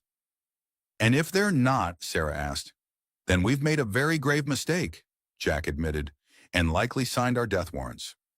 The brutal honesty of this assessment hung in the air between them. Sarah thought of the wounded back in the main chamber of Maria and Lee Way, and Isaiah leading the evacuation of children being ushered through dark tunnels toward an uncertain future. It will work, she said with more confidence than she felt. It has to. Thomas studied her face, seeing perhaps both her determination and her fear. Sarah, before this goes further, there's something you should know about Hannah. That she was working with Jack, informing on Phoenix to reform-minded government officials. Sarah met his surprised expression steadily. Jack told me. Thomas's eyes flicked to Jack, who nodded slightly. Not everything, it seems. Thomas took a deep breath. Hannah didn't just take her own life after being assaulted. She discovered something during her captivity, something about Crawford. Sarah felt a chill that had nothing to do with the cool air of the cave. She overheard the soldiers talking. Thomas continued. One mentioned Crawford's role in medical supply theft during the war. The deliberate withholding of treatments from enemy wounded. War crimes, Sarah whispered, thinking of William's journal entries. The same thing my husband discovered. Yes, and like your husband, Hannah became a liability once Crawford realized what she knew. Thomas's voice grew tight with controlled rage. The patrol that captured her wasn't random. They were Crawford's men acting on his orders. The full horror of the situation crystallized in Sarah's mind. He had her assaulted to silence her, to break her spirit. And it worked, Jack added grimly. She couldn't bear to continue after what they did to her. Couldn't face being a witness against them. Sarah thought of the Jade Phoenix in her pocket, of all the broken people who had found refuge in these caves. Of Hannah caught between worlds, choosing death over carrying the burden of what had been done to her. Then Crawford has even more to answer for than I realized, she said, her voice hardening with resolve. And more reason to fear what we know. The distant sound of gunfire reached them, even here faint but persistent. Thomas checked his pocket watch. The diversion should be starting. Are you ready? Sarah removed William's journal from her satchel, along with Hannah's medical diary. As ready as I'll ever be. Jack positioned himself at the chamber entrance, pistol drawn. I'll keep watch. If anyone comes who isn't Phoenix, I'll delay them as long as possible. Thomas nodded his thanks, then turned to Sarah. Now we trust in truth to carry where bullets cannot reach. Sarah stepped into the shaft of light beside the pool, her face upturned toward the distant opening above. In her hands, she held the journal's physical evidence of crimes committed years apart, but connected by the same corrupt man. She began to speak, her voice clear and strong, projecting upward through the natural chimney. My name is Dr. Sarah Blackwood, formerly of Boston. I stand accused of murdering my husband, Dr. William Blackwood, in 1882. This accusation was fabricated by U.S. Marshal Daniel Crawford to conceal his own crimes. On the surface, 300 feet above, a small group of men in civilian clothing listened intently to the voice emanating from a seemingly innocent crevice in the desert floor. One man transcribed Sarah's words rapidly, while another operated a primitive recording device, a wax cylinder phonograph brought specifically for this purpose. The leader of the group, a distinguished-looking man with graying temples and a closely trimmed beard, knelt closest to the opening. His features might have suggested Native American heritage to a careful observer, though his clothing and bearing were those of an educated Easterner. "Remarkable," he murmured as Sarah's voice detailed Crawford's wartime activities, quoting directly from Williams' journal. "She's either the most convincing liar I've ever heard or we've found our smoking gun against Crawford," his companion finished. "The Bureau has suspected him for years, but witnesses kept disappearing. Or dying," the first man said grimly. "Like her husband, like my sister." His companion glanced at him sharply. "You never mentioned a personal connection, Mr. Eagle." James Eagle, formerly James Eagle Shadow, met his gaze steadily. "Some connections are best kept private, Agent Russell, until they're needed." Below, Sarah's voice continued, now reading from Hannah's diary, describing the assault ordered by Crawford and the information she had overheard during her captivity. James closed his eyes briefly, pain crossing his features at the details of his sister's final days. When he opened them again, his expression had hardened into something implacable. "We have what we need," he said, rising to his feet. "Prepare to move in. Crawford's operation ends today." In the sacred chamber, Sarah's voice finally fell silent. She had spoken for nearly an hour, her throat now raw with the effort. Thomas offered her water from a canteen, his eyes reflecting approval and something deeper, a connection forged through shared purpose and understanding. "They would have heard," he assured her. "James has never failed to keep a rendezvous." Sarah drank gratefully. "And now we give them time to act." Thomas sat beside the pool, gesturing for her to join him. "And we wait." Jack remained at his post by the entrance, occasionally reporting on distant sounds of fighting that reached them through the tunnels. The situation appeared to be at a stalemate, Crawford's men unable to break through the final defenses, Phoenix residents holding their ground while the evacuation continued through the North Passage. "If your brother's contacts move quickly enough, this could end without further bloodshed," Sarah observed. "That would be a welcome change," Thomas replied, a trace of bitterness in his tone. "Though I've learned not to expect justice to arrive swiftly, if at all." Sarah studied his profile in the ethereal light. "How long have you known about James being alive, working within the government?" 3 years. A faint smile touched his lips at the memory. "He sent a letter through Jack. I thought it was a cruel joke at first." "You must have been overjoyed to learn he survived." Thomas was silent for a moment. "Joy came later. First, there was anger that he had let me believe him dead all those years, that he had chosen to live among those who had slaughtered our people. But you came to understand his choice." "I came to respect it," Thomas clarified. "James believes change must come from within the system. I believed it must come from outside." He gestured to the cave around them.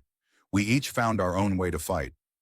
"And now those ways converge," Sarah observed. "Perhaps that was always the design." Thomas turned to face her fully.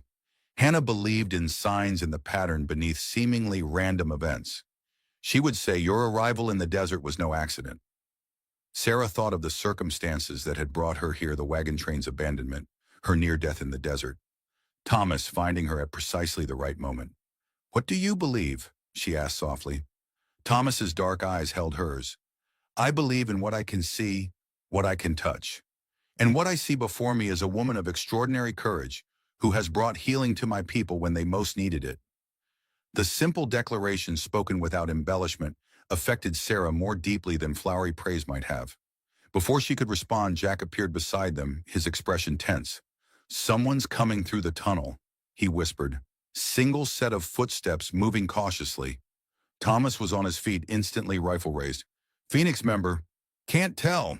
But they know where they're going, no hesitation at the junctions." The three positioned themselves defensively, Thomas and Jack, with weapons ready, Sarah behind them. The footsteps grew louder, echoing in the narrow passage leading to the chamber. A figure appeared in the entrance, hands raised in a gesture of peace. Maria Santos. Thank God, Sarah breathed, lowering the scalpel she'd instinctively grabbed. Maria, what are you doing here? You should be with the evacuation. The Mexican woman limped forward, her face drawn with exhaustion and something else in emotion Sarah couldn't immediately identify. Crawford's men have pulled back, Maria reported, her accent thicker than usual in her fatigue. Suddenly, without warning, they're retreating to the surface. Thomas frowned. Why they had us cornered? New orders, perhaps, Jack suggested. If James's people have moved in, no. Maria shook her head. Something else.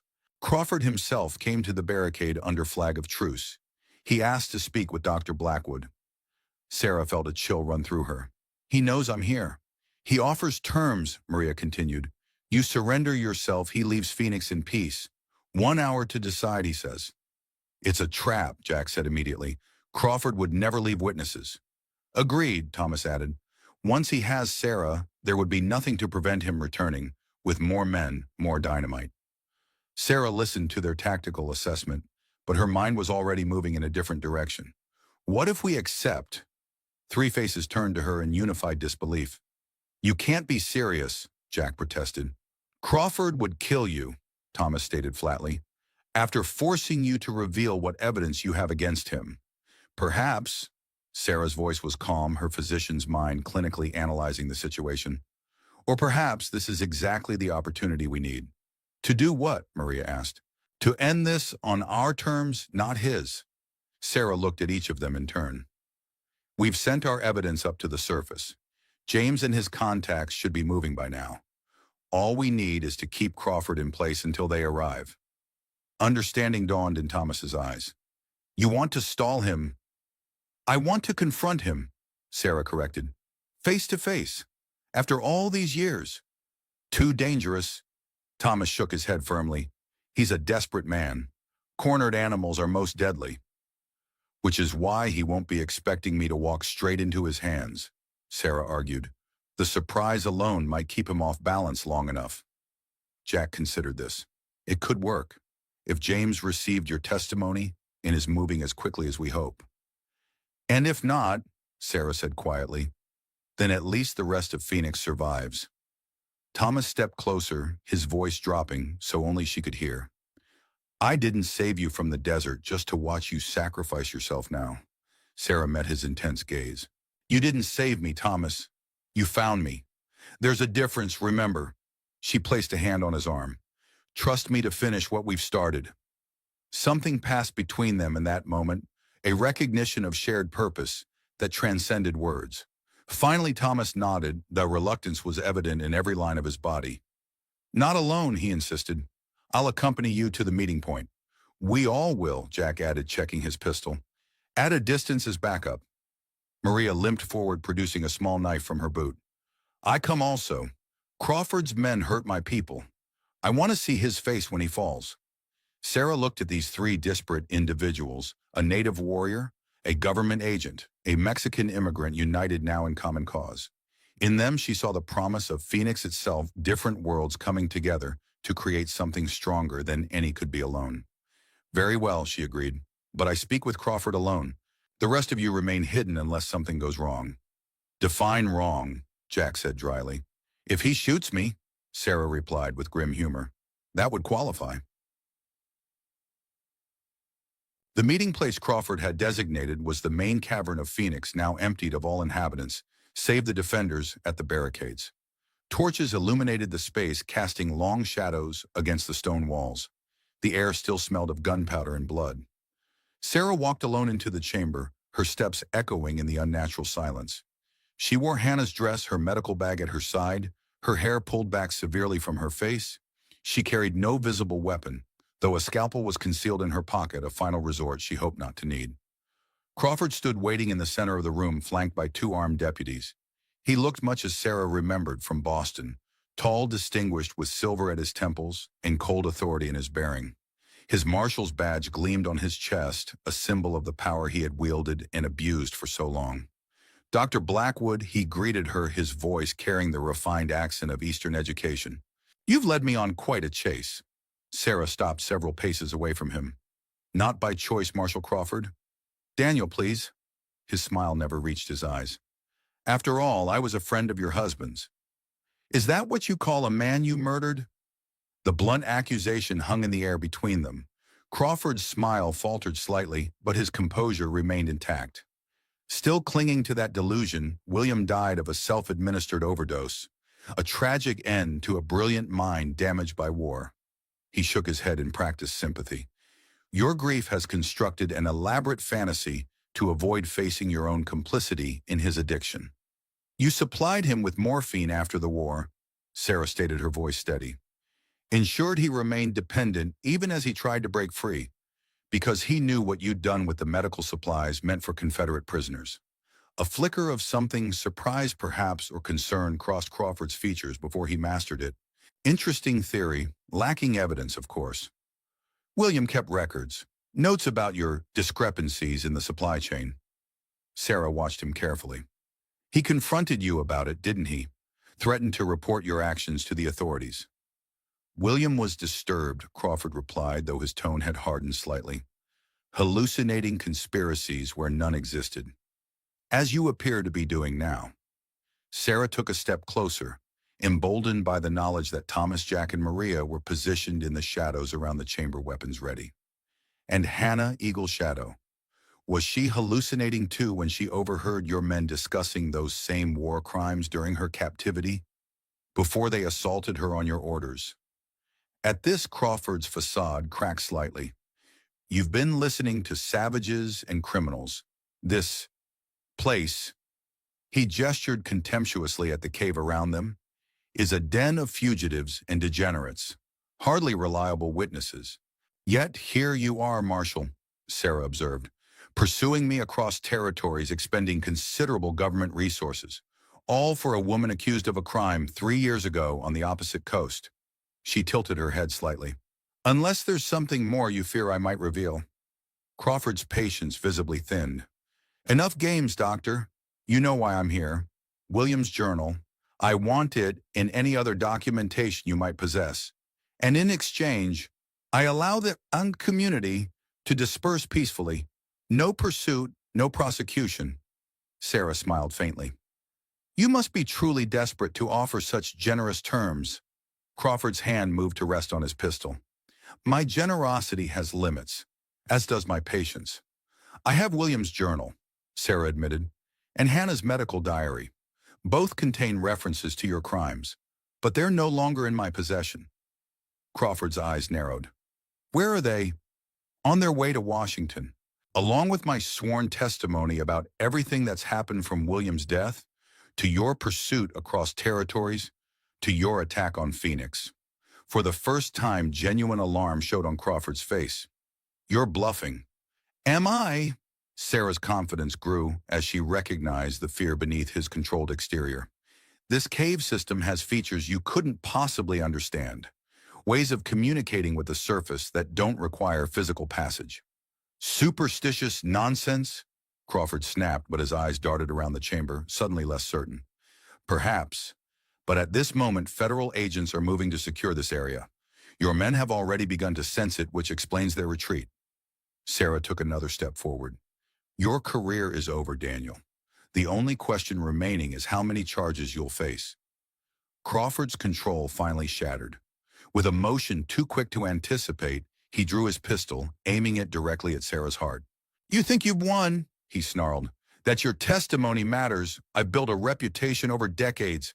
My word against a fugitive woman's. Not just hers. The new voice came from behind Crawford. He whirled, keeping his pistol trained on Sarah, to find Thomas emerging from the shadows, rifle aimed steadily. The word of a savage means even less, Crawford sneered. Then perhaps mine carries more weight. Jack stepped into the light from another direction, his government credentials visible in his hand. Bureau of Indian Affairs Special Division. We've been building a case against you for years, Crawford. Crawford's deputies exchanged nervous glances, their loyalty clearly wavering as the situation deteriorated. One began to slowly back away. Stand your ground, Crawford shouted, desperation edging his voice. That's an order. Your orders mean nothing here, Maria declared, appearing from her hiding place, knife gleaming in her hand. This is Phoenix. We make our own justice. Crawford's eyes darted between the figures now surrounding him, calculating his dwindling options. With sudden decision, he lunged forward, grabbing Sarah and pressing his pistol to her temple. Back away, all of you, or I put a bullet in her brain. Thomas froze, his rifle still aimed, but now useless with Sarah as a shield. Jack and Maria likewise held their positions, unwilling to risk Sarah's life. Crawford began edging toward the tunnel entrance, dragging Sarah with him. I'm walking out of here. Anyone tries to stop me, she dies first. Sarah remained calm despite the cold metal pressed against her skin. Her hands slowly moved to her pocket fingers, closing around the scalpel concealed there. It's over, Daniel, she said softly. You've lost everything already. Don't add another murder to your crimes. Quiet, he hissed, tightening his grip painfully on her arm. You ruined everything. You and your self-righteous husband. Ha ha ha. As they neared the tunnel, a new sound reached them. Boot falls, multiple sets approaching from the passage Crawford had intended for escape. He halted, uncertainty flashing across his face. Crawford! A commanding voice called from the darkness. Federal agents, release the woman and surrender your weapon. Sarah felt Crawford's grip falter momentarily in shock. It was the opening she needed. In one fluid motion, she drove her elbow hard into his ribs, while simultaneously slashing backward with the scalpel, catching his gun hand with the razor-sharp blade. Crawford howled in pain, his pistol discharging into the ceiling as he lost his grip on both the weapon and Sarah. She twisted away from him, falling to the ground and rolling clear as Thomas, Jack, and Maria converged. But it was the newcomers who reached Crawford first, a team of men in formal attire led by a distinguished figure whose features bore a striking resemblance to Thomas. James Eagle Shadow now. James Eagle had arrived with federal authority behind him. Daniel Crawford, James announced formally, you are under arrest for corruption, multiple counts of murder war crimes committed during your military service, and conspiracy against the United States government. Crawford, clutching his bleeding hands, stared in disbelief at the man before him. You're one of them, a savage in a suit. He laughed bitterly. No court will accept your authority. James smiled thinly. My authority comes directly from a United States senator, countersigned by the Attorney General. He produced official documents bearing prominent seals. Your prejudice is showing, Marshal. It doesn't wear well in Washington these days. As agents moved to handcuff Crawford and his deputies, Thomas approached his brother slowly, decades of separation evident in his hesitant steps. The two men stood facing each other, same blood, different paths, reunited by circumstances neither could have foreseen. You cut it rather close, Thomas said finally, a ghost of a smile touching his lips. Governmental wheels turn slowly, James replied, his formal demeanor softening slightly. But they arrived at the right destination eventually. Sarah watched their reunion from where she sat on the ground being tended to by Maria. The Mexican woman cleaned a small cut on Sarah's cheek where Crawford's fingernail had caught her skin during the struggle. You were right, Maria murmured. Truth is stronger than bullets sometimes. Sometimes, Sarah agreed, wincing slightly as Maria applied pressure to the cut. Though I wouldn't want to test that theory regularly. Jack approached, holstering his pistol. Dr. Blackwood, are you injured? Nothing serious. Sarah accepted his offered hand, rising to her feet. Is it truly over? Crawford will face military justice for his wartime crimes, civilian courts for the rest. Jack's expression was one of grim satisfaction. James has been building this case for years, gathering testimonies from survivors of Crawford's various abuses of power. And Phoenix, Sarah asked, what happens to the community now? Jack glanced toward the Eagle brothers, still engaged in their reunion.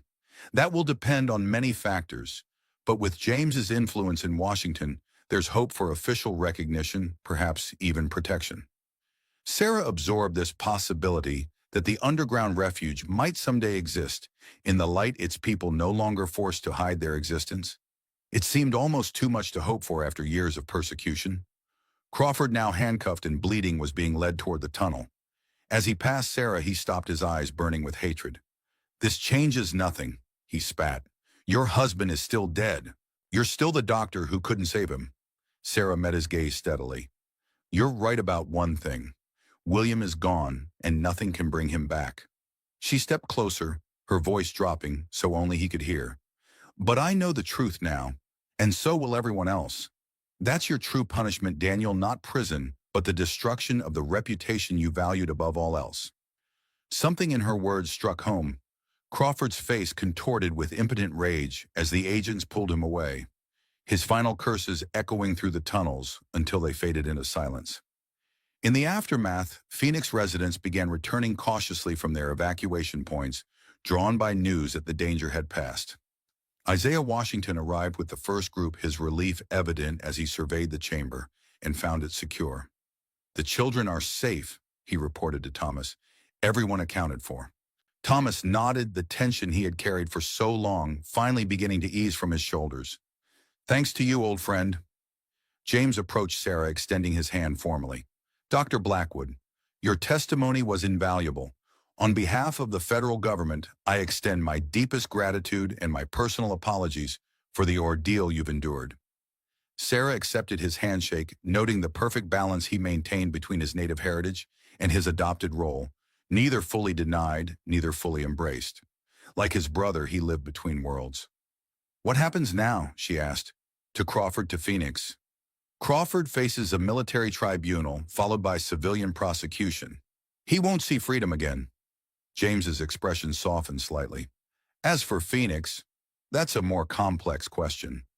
My position allows me some influence, but not miracles. We've survived without government recognition before, Thomas observed, joining them. We can continue to do so. Perhaps, James acknowledged, but times are changing, brother. Slowly, painfully, but changing nonetheless. He glanced around at the underground community. What you've built here deserves to exist in the light. On whose terms? Thomas challenged the old disagreement between them resurfacing. Ours or Washington's? That, James said with a faint smile, is the negotiation we now have the opportunity to begin. As the brothers continued their discussion, Sarah found herself drawn to the sacred pool, needing a moment of quiet reflection after the day's events. The chamber was empty when she arrived, the shaft of daylight now faded as the sun moved across the desert above. She sat beside the water, trailing her fingers through its cool surface, as she had seen Thomas do. Her mind replayed the confrontation with Crawford, the revelation of the truth about William's death, the arrest that had finally brought a measure of justice after so many years. Finding peace. Sarah looked up to see Thomas in the entrance, his tall frame silhouetted against the lamplight from the tunnel beyond. Trying to, she admitted. It's been a long journey. He moved to sit beside her, his presence somehow both powerful and gentle. And now that Crawford is captured, that journey has reached its end. Sarah considered this. One journey, perhaps, but I'm beginning to think life is a series of paths, not a single road. And which path calls to you now, Dr. Blackwood? Thomas asked, his dark eyes studying her face. Boston. Your former life restored. Boston was never truly home, Sarah realized aloud. It was where I practiced medicine, where I lived with William, but not where I belonged. And here, Thomas's question held a weight beyond the simple words. Could Phoenix be that place? Sarah looked around at the ancient chamber, thinking of the community that had reluctantly accepted her, then gradually embraced her skills and her presence among them. Of Maria and Lee Wei learning basic medical techniques under her guidance. Of Isaiah's wisdom and quiet strength. Of children playing together across boundaries of race and background. And of Thomas himself, a man who had found her dying in the desert and seen something worth saving. Phoenix needs a doctor, she said finally. Someone to continue Hannah's work, to bridge worlds as she did. Is that a yes? Thomas pressed gently. Sarah met his gaze directly. It's a beginning. The simple answer seemed to satisfy him. Thomas reached into his pocket, withdrawing a folded paper. James asked me to give you this. It came through his channels in Washington? Sarah unfolded the document curiously. It was an official communication on government letterhead addressed to her. As she read, her breath caught. A full pardon, she whispered, and formal recognition that the charges against me were falsified. Your name is cleared, Thomas confirmed. You're free to go wherever you choose. Practice medicine openly again. Sarah stared at the paper that represented everything she had lost: her reputation, her professional standing, her place in society, now restored with a few strokes of a pen. Strange, isn't it? She said softly. How pieces of paper can define our lives. This document says I'm innocent. Other papers once declared your people's lands forfeit. Hannah's diary revealed truths no one wanted to hear. She looked up at Thomas. We give such power to words written by others. Perhaps it's time to write your own story, Thomas suggested, without concern for others' judgment. Our own story, Sarah corrected gently, if you'll allow it. Something shifted in Thomas's expression, a guardedness falling away to reveal vulnerability beneath. You would choose to stay, even with your freedom restored, your name cleared. Freedom isn't just about where one can go, Sarah replied. It's about where one chooses to be. She smiled faintly. And I've never felt more purposeful than here, healing those the world above has forgotten. Thomas was silent for a long moment, emotions playing across his features that he had kept carefully controlled for so long. Finally, he reached out his hand, covering hers where it rested on the stone beside the pool. Hannah would be pleased, he said simply, as am I. The connection between them in that moment transcended words, an understanding built through shared struggle, mutual respect, and possibilities neither had dared acknowledge until now. 3 months later, Sarah stood at the entrance to what had once been Bitter Creek, the abandoned mining town where her journey had begun. The settlement was no longer deserted. New structures rose from the desert, a community taking shape under the guidance of both Thomas and James Eagleshadow. Phoenix had emerged from underground, its people transitioning cautiously to a life in the open. A formal agreement negotiated through James's government connections had granted the land to the community as an experimental settlement, a place where different cultures could coexist without the prejudices that dominated society elsewhere. It wasn't paradise. Tensions remained between groups. Old suspicions died hard. But children played together in the desert sunlight rather than cave shadows, and that alone marked progress. Sarah had established a proper clinic in what had once been the town's assay office. With supplies regularly arriving through official channels, she no longer needed to ration medicine or improvise equipment. Li Wei and 2 other women trained under her guidance, learning to combine traditional healing practices with modern medical techniques. She stood now in the doorway of her clinic, watching the community's daily activities. Maria Santos supervised construction of a new schoolhouse. Her amputation fully healed her leadership, acknowledged by all groups. Isaiah Washington sat with children gathered around him, teaching history that included perspectives rarely found in official textbooks. Contemplating your kingdom. Dr. Blackwood.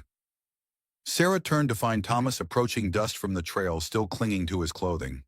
He had been away for 2 weeks, meeting with James in Sacramento to discuss Phoenix's legal status. Hardly a kingdom, Sarah replied with a smile, but perhaps something more valuable. And what would that be? A beginning. Thomas's expression softened as he reached her. Without hesitation, he took her hand in his, a gesture that had become natural between them in recent months. James sends his regards, he reported, and official papers recognizing Phoenix as a sanctioned settlement with provisional territorial status. That's wonderful news, Sarah said, genuinely pleased. Will he visit soon? When Congress adjourns for the summer, Thomas gazed out at the community they had helped build. He says we're being watched closely, that other settlements like Phoenix might be possible if we succeed.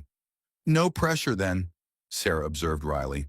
Thomas laughed, a sound that had once been rare, but came more easily now. None at all.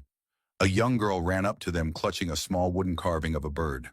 Dr. Sarah, look what Isaiah made for me. Sarah knelt to admire the gift, exchanging a few words with the child before she darted away again, eager to show her treasure to friends. Happy? Thomas asked as they watched her go. Sarah considered the question seriously. Content, she decided. With purpose. That seems more important than simple happiness.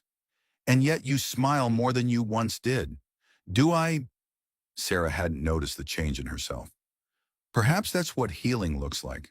Thomas turned to face her, fully, his dark eyes holding hers. When I found you in the desert, you were running from ghosts, haunted by William's death, by Crawford's accusations, by your own doubts. And now those ghosts have been laid to rest, Sarah acknowledged. Though I still miss William. I suspect I always will.